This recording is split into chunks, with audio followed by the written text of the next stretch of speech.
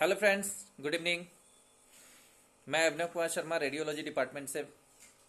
Welcome back to my channels, YouTube channels, radiologist Abhinav Kumar Sharma. आज का मेरा मुख्य टॉपिक है माइग्रेन। What is migraine? आजकल के भागदौड़ के ज़िंदगी में हमारे पास ऐसे बहुत सारे पेशेंट आने लगे हैं जिसमें हर चार में एक पेशेंट माइग्रेन का पेशेंट होता है। और ख़ास तौर पे ये जो माइग्रेन के पेशेंट है वो महिलाओं में ज़्यादातर देखने को मिलता है। हमारे पास ऐसे काफ़ी महिलाएं आती हैं जो सर दर्द के परेशानी से जूझती हैं और वो दर्द से बेचैन होकर हमारे पास आती हैं।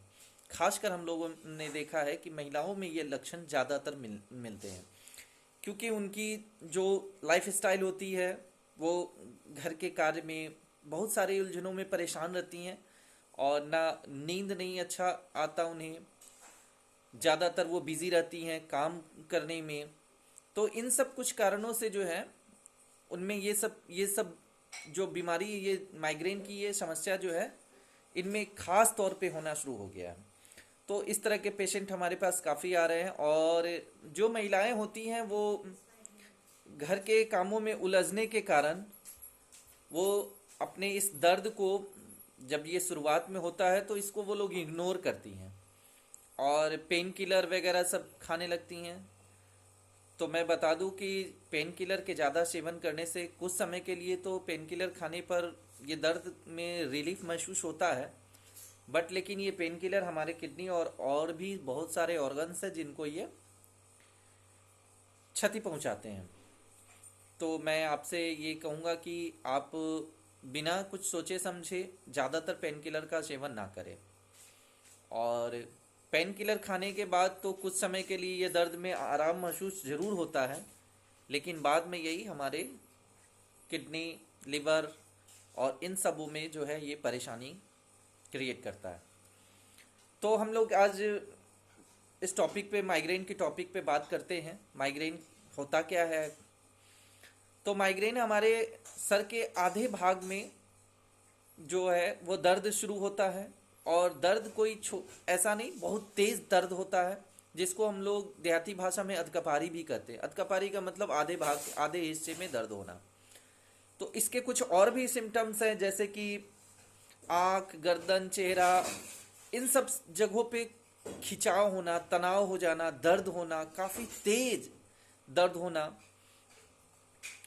कभी कभी महिलाओं में ऐसा होता है कि चिड़चिड़ापन आता है, तो उन्हें ऐसा लगता है कि अच्छा महसूस नहीं होना, चक्कर आना, सिर घूमना, किसी चीज़ जैसे प्रकाश, कोई रोशनी आंखों पर पड़ती है तो उन्हें ऐसा लगता है जैसे कि बहुत तेज़ दर्द हो रहा हो, टेढ़ा मेढ़ा दिखना।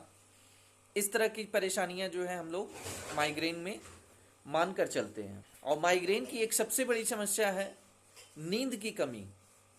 जिनमें नींद की कमी होती है, जो सोने में जैसे 8 घंटे हमारी नींद की ज़रूरत होती है, तो वो 4 घंटे, 6 घंटे, 5 घंटे नींद लेते हैं, उनमें भी ये समस्या ज़्यादातर होती है। और हम लोग, हमारे पास ऐसे बहुत सारे पेशेंट आते हैं तो हमसे वो पूछते हैं कि सर माइग्रेन में हमें करना क्या चाहिए। तो ज़्यादातर हम लोग तो जो पेशेंट को जो दवा प्रिस्क्राइब करते हैं उससे तो वो काफ़ी रिलीफ महसूस करते हैं। बट लेकिन हम लोग ऐसा भी कहते हैं कि अगर किसी पेशेंट को माइग्रेन है या उनके ये स्टेज है, शुरुआती है, तो उसमें हम लोग कहते हैं कि वो अदरक का सेवन करें।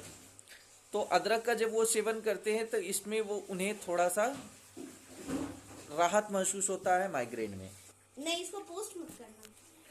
फ्रेंड्स, मैं आपको एक बात और बताता चलूँ कि माइग्रेन के मुख्य लक्षण भी हैं कुछ ऐसे, जैसे कि 60% लोगों में माइग्रेन के ऐसे पेशेंट होते हैं जिनमें प्रकाश, आवाज़, गंध के प्रति संवेदनशील हो जाना। इन्हें ये इन सब चीज़ों का ज़्यादातर महसूस नहीं होता। थकान ज़्यादा महसूस होने लगती है। भोजन की, जैसे भोजन की भूख जो होती है खाने का, वो कम हो जाना, मनोदशा में बदलाव हो जाना, उनकी सोच में बदलाव हो जाना, गंभीर मतलब प्यास ज़्यादा लगना, पानी पीना ज़्यादा, और सूजन की समस्या हो जाती है, कब्ज, दस्त, जैसे कि मैंने आपको पहले भी बताया था, एंजाइटिस न्यूरोसिस में आपको बताया था, जिस पिछले चैनल में, पिछले वीडियो में मैंने बताया था एंजाइटिस क्या है।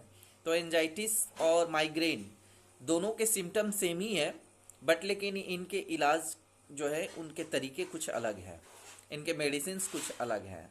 माइग्रेन में जैसा कि हम लोग मान के चलते हैं कि सर में काफ़ी तेज़ दर्द होना, एंजाइटिस में सेम लक्षण होता है, लेकिन उसमें दर्द की जो है संभावना कुछ कम होती है।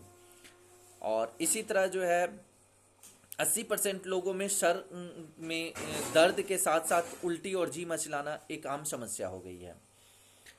और हम लोग आपको एक, और मैं आपको एक लास्ट बताता चलूँ मेडिसिन्स के बारे में। तो ज़्यादातर हम लोग माइग्रेन की समस्या में 2 या 3 मेडिसिन्स ऐसे होते हैं जो मैं आपको इमीडिएट मतलब रिलीफ के लिए तो नहीं बता रहा, ये थोड़ा सा लॉन्ग लेंदी प्रोसेस हो जाता है।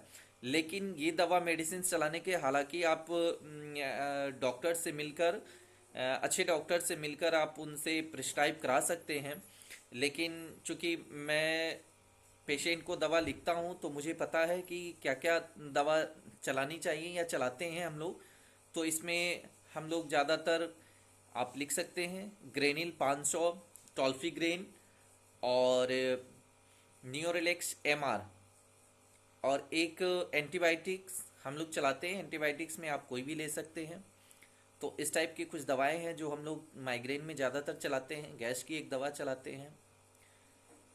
तो मैं फ्रेंड्स आपको बार बार कह रहा हूँ कि अगर आपको किसी भी चीज़ की कोई जानकारी चाहिए या कोई भी आपको रिपोर्ट से रिलेटेड कोई भी जानकारी चाहिए, तो मैं आपको वो अपने कमेंट्स बॉक्स में, आप मुझे मेरे कमेंट बॉक्स में कमेंट कर सकते हैं और मैं आपको उसका जवाब दे दूंगा। धन्यवाद। इस वीडियो को ज़्यादा से ज़्यादा लाइक करें और ज़्यादा से ज़्यादा शेयर करें, ताकि मेरे माध्यम से और आपके माध्यम से बहुत लोगों को उपचार की जो समस्या है वो दूर हो सके। धन्यवाद।